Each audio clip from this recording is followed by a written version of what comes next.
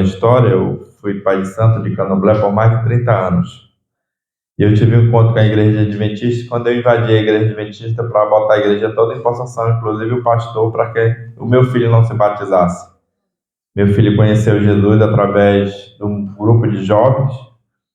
Era um grupo de desbravador que fazia resgatava outro jovem através de pequenos grupos. Hoje o pequeno grupo lá é muito forte, mais forte que a igreja. A igreja é mais ou menos mais 800 pessoas, todo o tempo lotado. Mas porque a gente tem um trabalho muito forte com um pequeno grupo, né? E antes de eu começar a contar a história e abrir a palavra para interlaçar, eu gostaria de colocar um pequeno vídeo. Esse vídeo está no YouTube, foi feito agora pela Novo Tempo, tá? O Provar e Ver de 1, Provar e Ver de 2018, Testemunho Eduardo Santos, mas também eles fizeram uma junção do Provar e Ver de 1 e 2, e eu tive a oportunidade de a minha esposa, como se ela estivesse aqui presente, ela e meu filho, testemunhando. E eu sempre coloco esse vídeo. Esse vídeo foi feito especificamente para isso. Também ele está no YouTube. E quando eu disser assim, fechar com a mão, aí pode cortar, que ele é um pouco longo. Pode ser? Então, você dá uma olhada aí rapidinho. E acompanhar no YouTube, você vai botar Testemunho Eduardo Santos, todos esses vídeos estão lá, né? À disposição para assistir, compartilhar. Gostaria que vocês abrissem a Bíblia de vocês em Jó, capítulo 1.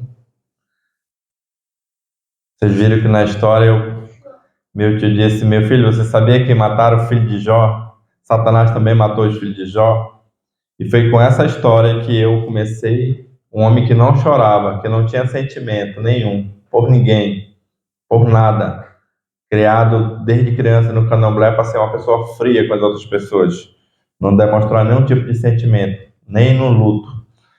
E de repente ela começar a chorar, ouvindo uma história de um homem que eu nunca tinha ouvido falar na minha vida, Jó, né? E o que eu senti ali foi a dor daquele pai. O que fez eu chorar foi saber que aquele pai perdeu 10 filhos de uma vez só, né? Eu não consigo imaginar uma dor de um pai perdendo um filho, né? Deve ser muito grande. E o Espírito Santo me pegou por ali, porque eu já tinha sido tocado quando eu invadi a igreja do Alphaville, eu fui colocar a igreja toda em possessão. Primeira coisa que aconteceu ali, eu ia com uma legião de demônio, de espírito, de anjo caído. Eles foram barrados na porta da igreja. Eles entravam comigo em qualquer lugar, mas dentro da igreja adventista eles não entraram. Eles chegaram a entrar comigo numa igreja pentecostal e a igreja toda entrou em possessão, porque a pastora disse que ia tirar os demônios que estavam comigo. Só que os demônios estavam lá dentro já. Foi usado de dentro da igreja. E todos estavam falando em línguas. Então isso prova como o inimigo também trabalha, botando a verdade para a mentira. Isso é um movimento que foi criado nos Estados Unidos e é uma mistura do espiritismo com a palavra de Deus nesses movimentos, né? Então a experiência que eu tive já com a igreja adventista, não, eu levei realmente um exército de espírito para tocar o terror lá dentro, para impedir o batismo do meu filho. E ali Deus agiu poderosamente. Foi a primeira vez em mais de 30 anos que aquela legião de espíritos foi barrada do lado de fora. E eles mesmos disseram que não podiam entrar. Só que dentro do candomblé existe um ditado, que você começa, você termina. E como pela primeira vez aqueles espíritos não entraram, foram barrados, eu entrei sozinho para terminar o serviço. Eu abri a minha bolsa, botei o punhal bem em cima de uma bolsa que eu andava, um punhal de sacrifício chamado cutelo, e eu entrei lá dentro para tocar o terror dentro da igreja. Eu ia com tanta raiva, tanta ira, tanta fúria, que eu digo, eu vou tocar o terror, e eu vou começando derrubando de um por um com o punhal. Aquele que me tocasse, eu furava com o punhal. E eu era muito rápido com o punhal na mão. Acostumado anos e anos a sacrificar animais de porte pequeno e porte grande, e saber como atravessar um coração. Era muito rápido. Batia tocar do lado, eu atravessava um coração certeiro, né? Porque dentro do candomblé, mesmo não fazendo ritual para a pessoa, mas eu também fui treinado para sacrificar pessoas.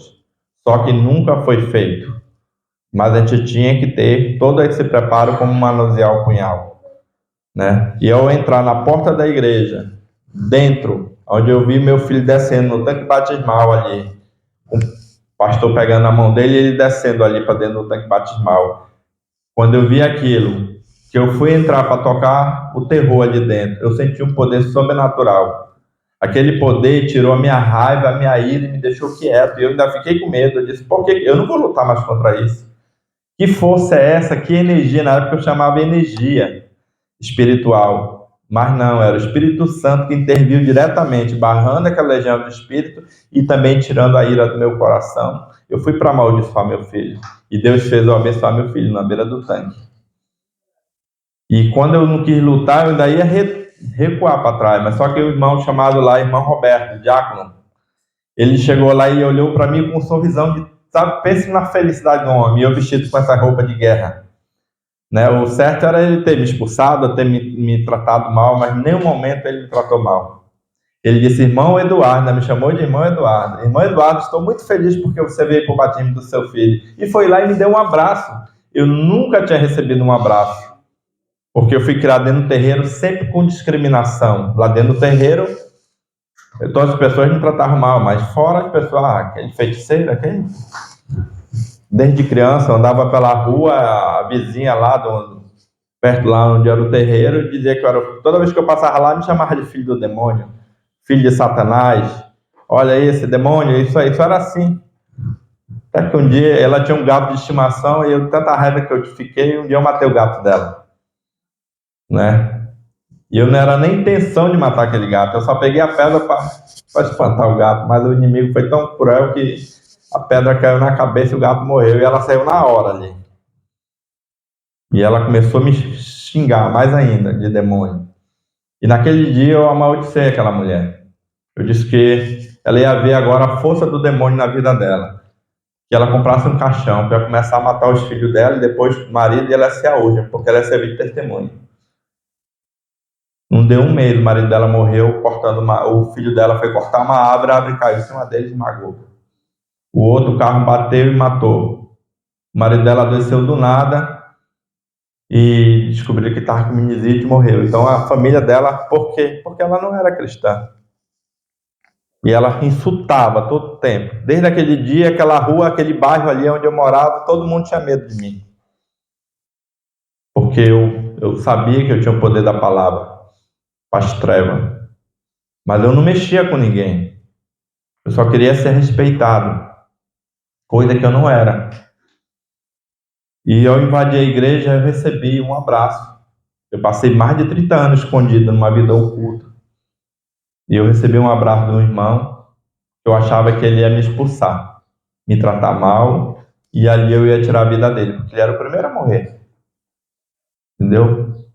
Eu pensei que aquele abraço que ele ia me dar era um abraço de insulto. Mas ali também ele ia receber o punhal da morte do sacrifício. Certeiro no coração. Esse era meu pensamento. Mas Deus tirou toda aquela ira. E ali ele mudou a minha vida. Depois de 4 dias, os espíritos disseram para mim matar meu filho e minha esposa. Eu sempre amei meu filho, sempre gostei da minha esposa. Na época, eu vivi com a minha esposa, 18 anos vivendo com a minha esposa. Nunca falei para ela que eu amava ela, nunca. Eu era carinhoso, tudo eu agia com gesto. Sempre fui carinhoso com meu filho, com ela, mas a sair da minha boca a palavra amor nunca saiu. Eu dizia que eu não tinha sentimento por ninguém, não podia. Eu até falava para o meu filho, você é o único homem. Eu vou te dizer uma coisa, tu sabia que teu pai não é gay, mas te ama? Porque eu achava que um homem dizer para outro homem que ama não era atitude de um homem, era de um gay. Para te ver como a mente ela é ela tem um preconceito, né? Mas eu dizia para o meu filho. Então, a minha esposa esperou 18 anos da vida dela para eu abrir a boca e dizer que eu amava. E para isso acontecer, Deus teve que me converter, eu tive que me entregar a Jesus, mudar minha vida radicalmente e descobrir que eu amava ela. Passei mais de 30 anos destruindo famílias, porque as pessoas pagavam, vizinho pagava. Quem pagasse lá e a família não fosse estruturada, o inimigo ia lá e derrubava. Entendeu? E essas famílias nenhuma estavam em Cristo Jesus, porque era muito fácil destruir uma família. E não é para acertar o mais forte. A tática do inimigo, ele acerta o mais fraco para derrubar o mais forte. Não é chegar direto, eu vou pegar o mais forte e vou logo derrubar. Não, pega o mais fraco. E você ama teu filho, bota ele nas drogas, bota na prostituição. Você pode ser um homem de fé, mas se você não estiver firme no Senhor, você cai, você fica abalado. Né? Então o inimigo ele trabalha dessa forma, sempre tentando destruir a família, porque a família foi constituída por Deus. E ali foi, naquele momento ali que eu invadi a igreja, eu fui para tentar destruir minha própria família. A minha esposa, meu filho. Meu filho, depois que tomou a decisão do batismo, como o irmão pregou na escola sabatina, aí ele disse, chegou comigo, pai, eu tomei a decisão de me batizar. Eu digo, por que você vai se batizar? Você já é batizado na igreja católica. Se você quisesse um batismo, eu tinha te entregado para o candomblé de manhã, cedo, novo, criança, como eu fui entregue. E foi a primeira vez que o meu filho me desobedeceu. Meu filho sempre foi uma criança criado obediente. A gente deu tudo para ele. Tudo aquilo que eu não tive na minha vida, eu dei para o meu filho. Eu não tive amor e dei amor. Né? Eu não tive carinho, não tive estudo, dei estudo para ele. Tudo que você imaginava. E ele sempre foi criado com muito amor e com muito carinho. Mas, de repente, quando se junta, ele foi para a luz. Eu nunca levei ele para o candomblé, porque lá não era lugar para ele. Mesmo eu vivendo o candomblé, eu não queria nem meus filhos, nem minha esposa dentro do candomblé. Eu mantinha eles preservados, anos e anos. Eu não postava nada de foto minha com eles, só postava foto. Que tinha foto, era postado com outros filhos de santos, com outros pais de santos, sempre eu sozinho. Mas o pessoal sabia que eu era casado, porque eu sempre usei uma aliança no dedo. Sabia que eu tinha família, mas não conhecia a minha família, eu mantinha preservado. O único dia que eu ficava com a minha família, reunido, que era o dia da minha família, era o dia de domingo. Eu passei mais de 30 anos guardando domingo, porque Satanás dizia que o domingo era da minha família. Hoje, eu guardo sábado, porque é o verdadeiro dia do Senhor. Para te ver como ele anda sempre paralelo. Tudo é questão de adoração. Eu gostaria de falar aqui em Jó capítulo 1, versículo 1, né? Havia um homem na terra de Uz, cujo nome era Jó, homem íntegro, reto, temente a Deus e que se desvia do mal. Nasceram-lhe 7 filhos e 3 filhas. Jó tinha 7 filhos e 3 filhas. Os filhos deles, eu tenho certeza que os filhos de Jó foram criados no Senhor. A palavra de Deus fala, criar a criança no caminho do Senhor, ao crescer jamais se desviará dele. Eles faziam banquete, né? Aqui fala em banquete e bebiam vinhos na história de Jó. Mas o vinho que ele bebia é o mesmo que Jesus bebeu, suco de uva. Muita gente diz, ele viveu na bagaceira, né? Como diz um irmão chegou comigo, ele viveu na farra. Que farra? Ele era um homem temente a Deus, né? Os filhos dele faziam junta panela. É o que nós fazemos aqui. Reunião de junta panela de famílias cristãs.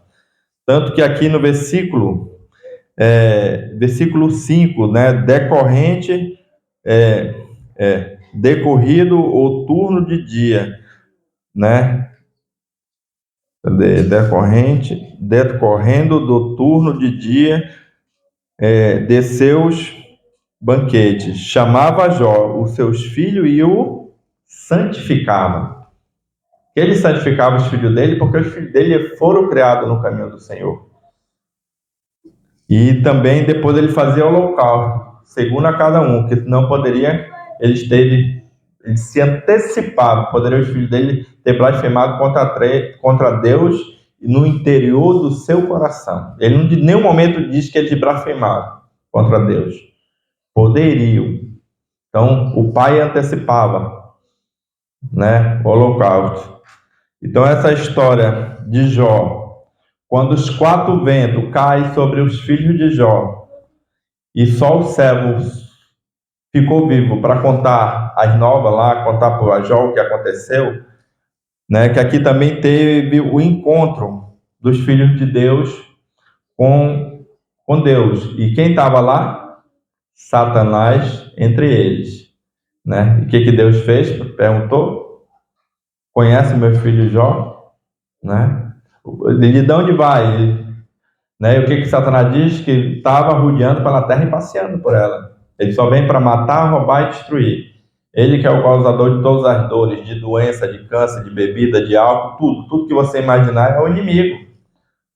Ele trabalha na mente, ele derruba e trabalha para que aquela pessoa, no final, ela possa se executar, ela própria. Por isso que muita gente está se suicidando agora. Depressão. Depressão é um demônio. O demônio da depressão, o demônio da discórdia, o demônio da desobediência, entendeu? Então tem vários anjos caídos trabalhando com o único objetivo: destruir as famílias. Mas Deus, ele vai restaurar as famílias daqueles que estão buscando. Por isso que a gente não deve desistir do nosso familiar. Porque tiver alguma mãe, alguma esposa aqui que o seu marido ainda não está aqui na igreja, ore por ele. A minha esposa orou 11 meses, 5 dias, orando e jejuando com mais de 400 membros, numa escala de jejum e oração, para que eu estivesse aqui hoje. Eu mesmo dizia que nem Deus ia me converter. Nem Deus. Desafiava todo mundo, ela, e dizia que nem Deus. Hoje eu agradeço a Deus todos os momentos por Ele ter me alcançado.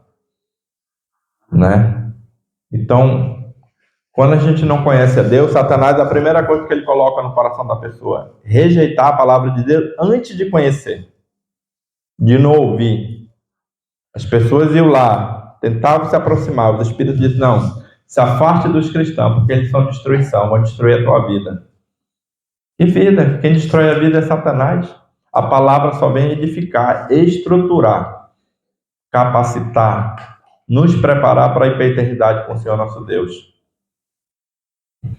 No meio desse conflito, quando eu descobri que meu filho queria se batizar, eu pedi para minha esposa, estava sentada no sofá do meu lado, eu disse para ela: com quem eles estão andando? Com quem o Eduardo está andando?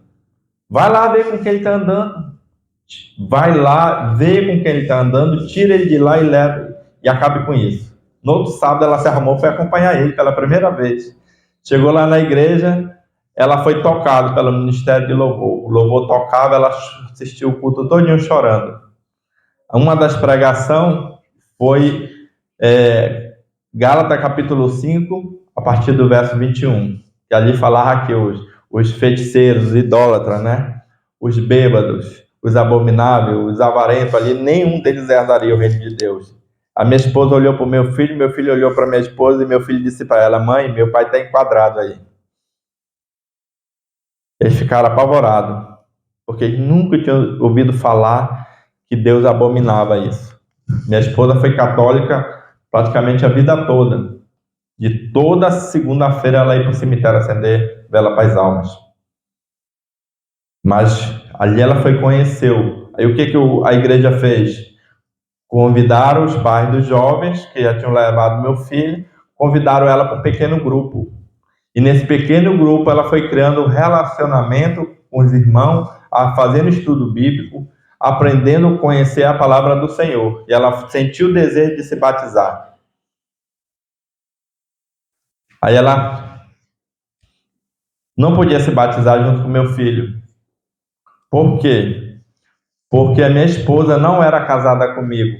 A gente vivia 18 anos junto, mas não era casada. Ela foi conversar com o pastor disse: faz um almoço para ele. Faz uma mesa bem bonita, arruma, convida ele, e quando ele estiver almoçando, você vai e pede ele em casamento. E ela fez uma mesa muito bonita, né? E hoje ela fez vários cursos sobre mesa aposta. É muito importante isso, mesa aposta. Uma maneira de você criar uma harmonia dentro da sua casa, né? Principalmente no sábado. E ela pegou, fez o almoço. Quando eu estava terminando de almoçar, ela disse, toda feliz, sorrindo para mim, disse: meu marido, eu gostaria de pedir você em casamento. Eu olhei para ela com uma raiva tão grande nesse dia e disse para ela: eu não vou casar contigo. Ela disse: por que, meu marido? Eu digo: porque você vai para o inferno comigo. Eu tinha tanta certeza que eu ia para o inferno, mas também Eu queria que ela fosse junto, ela era minha esposa. Eu não conhecia nada, ignorante, né? Ela chorou muito. Chorou, chorou, chorou. Chega, ficou com isso aqui tudo cheio de olheira, né? Que dá um nome, tudo olho inchado.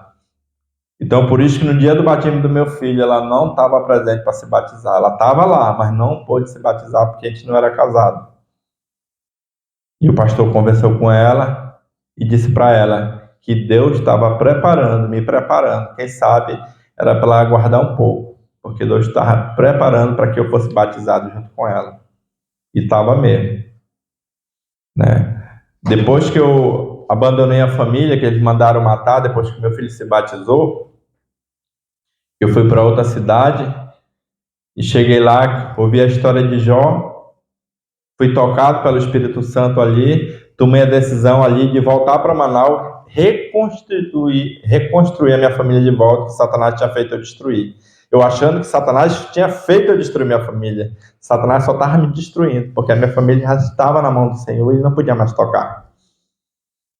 E eu acabei, e ali ele tocou no meu coração, voltei para Manaus e ela foi, cheguei, isso durou 16 dias certinho. A minha esposa, fui para casa e falei para ela lá que eu ia abandonar o candomblé, ia me desfazer de tudo, depois eu ia para a igreja com ela. Ela ficou muito feliz, começou a louvar a Deus, orando e louvando a Deus ali. Aí eu disse para ela, e tem um detalhe, Sidlene, eu vou casar contigo e tu vai se batizar. Aí ela pulou, sabe, ali ela estava sentada no sofá orando e louvando, ela pulou e ficou tão feliz, ela se ajoelhou nos meus pés, abraçou nas minhas pernas e começou a dizer, eu estou feliz, ela louvava a Deus ali de uma tal forma que eu nunca tinha visto aquilo, né? Uma felicidade louvando, orando e louvando e cantando e chorando, e era um negócio.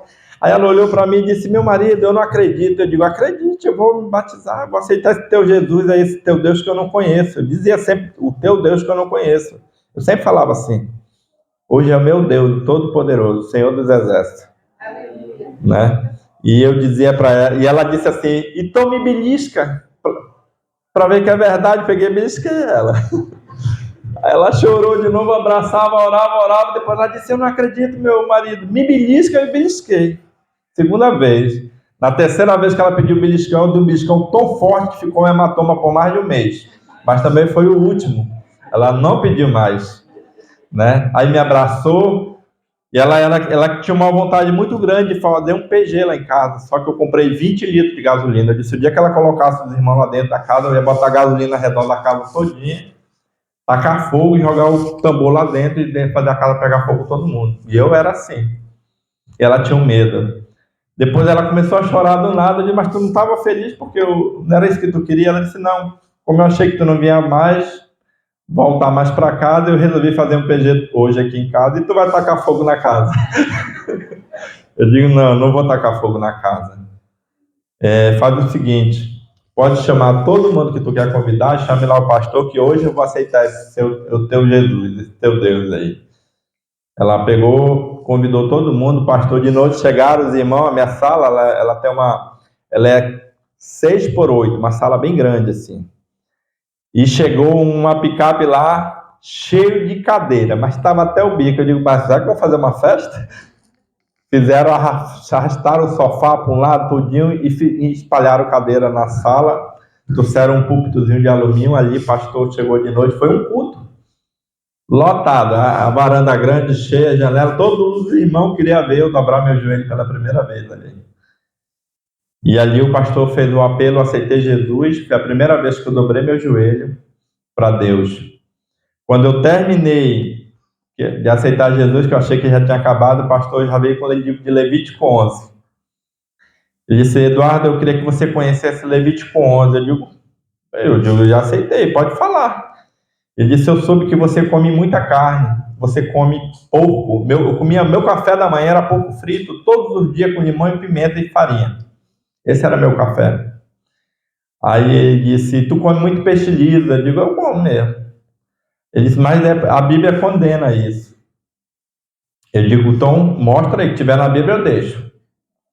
Aí ele disse, aí eu fui lá, então a partir de hoje eu não vou comer porco, hoje eu não vou comer mais jacaré, não vou comer tracajá, que então tudo que eu gostava, que eu achava bom, estava ali em Levítico 11. Aí ele disse assim, tu tem que deixar de tomar café também. Eu digo, não está na Bíblia, se tiver na Bíblia eu deixo, se tiver eu não deixo. Aí ele me explicou lá em princípio de saúde, eu entendi que o café... E eu já estava com problema de gastrite por causa do café. Então eu cortei o café, né? Então, a partir de hoje eu não tomo café. Aí ele olhou para mim e disse assim, mas tu toma Coca-Cola, tu não bebe água, Eduardo. Eu digo, ah... Aí eu olhei para ele bem sério, já com uma raiva. Já foi logo me fezando ali e disse, ó, eu não vou deixar de tomar Coca-Cola. Porque não está na Bíblia. Se tiver na Bíblia, eu deixo. Aí ele deu um sorriso, meteu a mão na pasta dele, tirou um livro, A Ciência do Bom Viver. E aí ele me mostrou a importância de eu deixar de tomar Coca-Cola. Eu deixei de tomar naquele dia. Eu passei 21 dias com abstinência de Coca-Cola. E ali eu comecei... e eu sempre falei, desde lá até hoje, eu digo que eu sou Levítico 11. Porque o pastor foi com Levítico 11 lá e arrepiou em cima de mim. E fui mudando o hábito.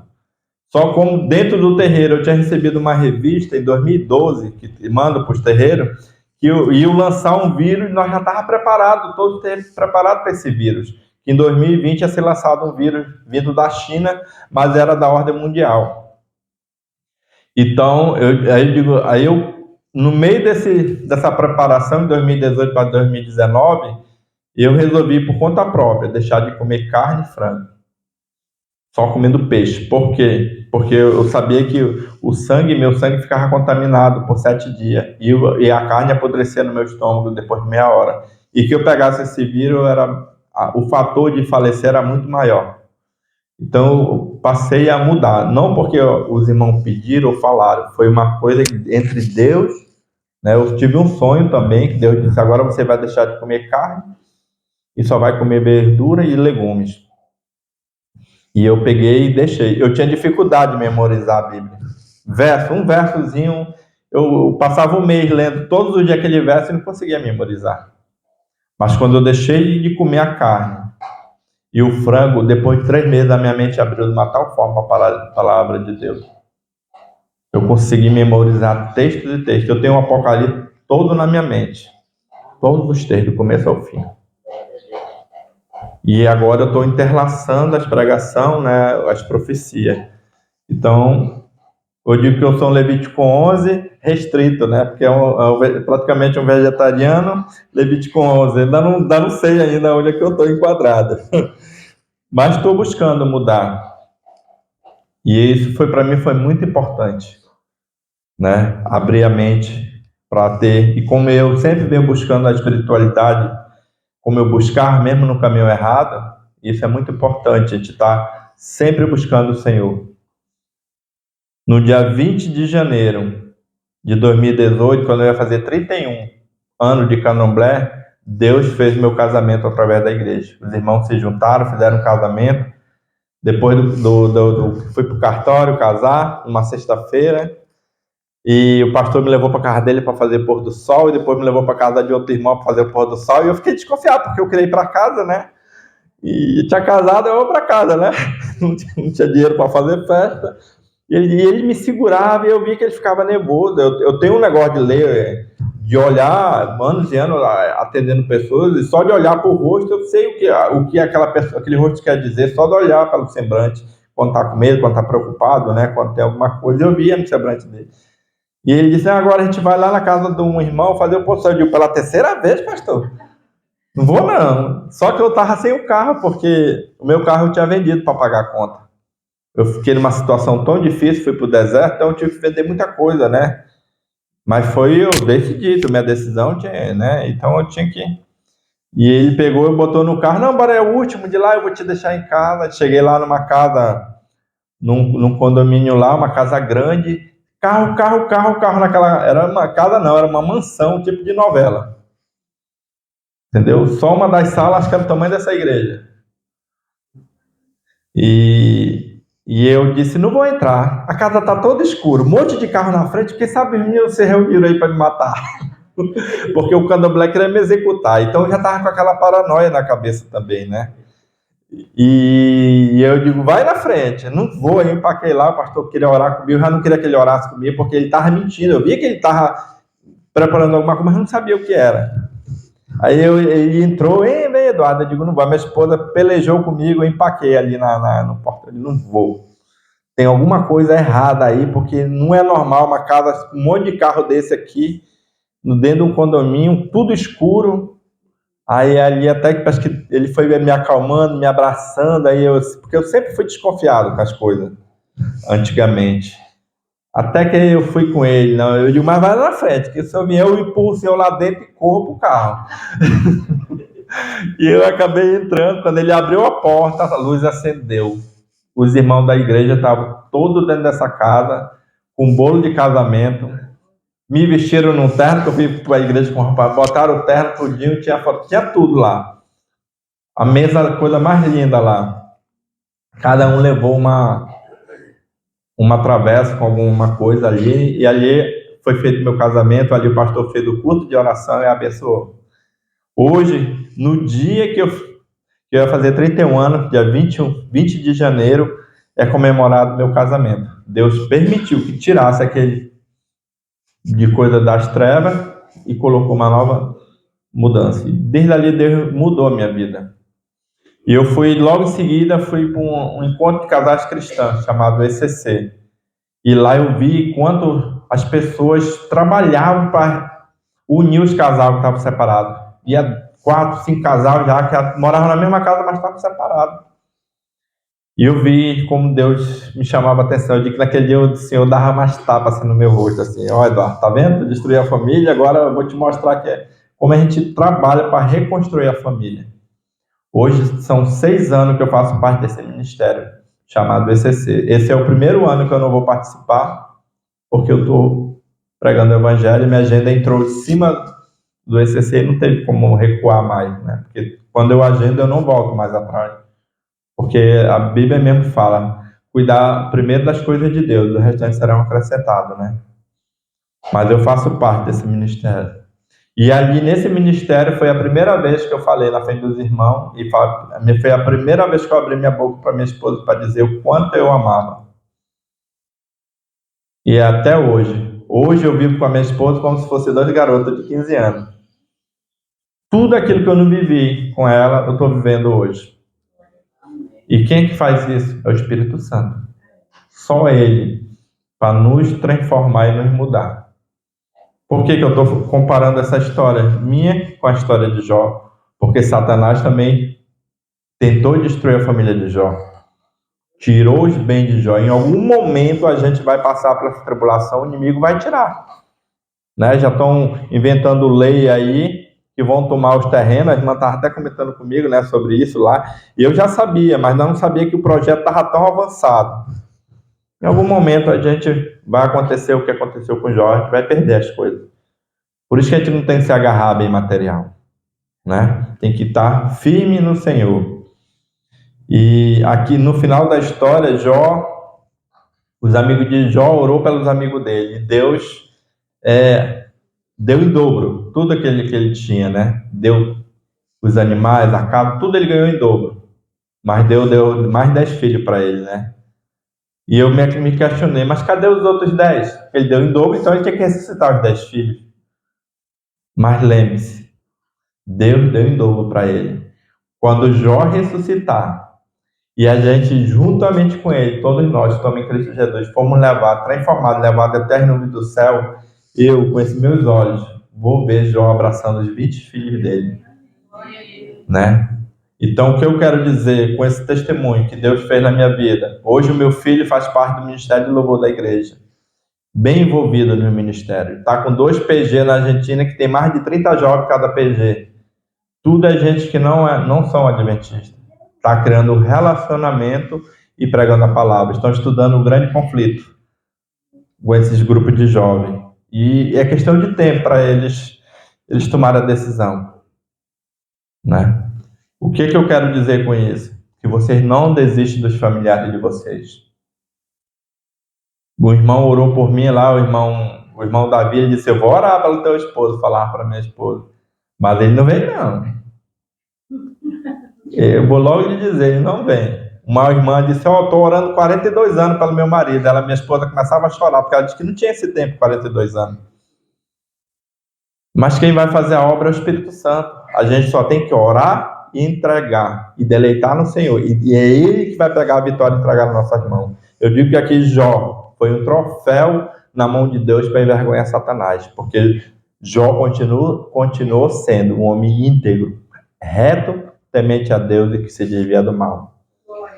Cada um de nós podemos ser pessoas íntegras, reta, temente a Deus e que se desvia do mal. Jó não era uma pessoa sobrenatural, era um homem comum, que nem nós, com as mesmas lutas que nós tínhamos, mas ele era consagrado ao Senhor, buscava o Senhor todos os dias. É isso que a gente tem que fazer, buscar o Senhor todos os dias. Eu estou sentindo falta aqui, sabe de quê? De criança. Que vocês possam criar, não sei que aqui tem ministério de aventureiro. Crie esse ministério. Os aventureiros de hoje é o futuro da igreja de amanhã. Aqui tem desbravador também. Vocês têm que criar. Cadê os homens corajosos e as mulheres corajosas de Deus? Acabou as férias de vocês aqui também. Olha aí. A irmã Silvia, uma vez teve que dar as palhinhas dela,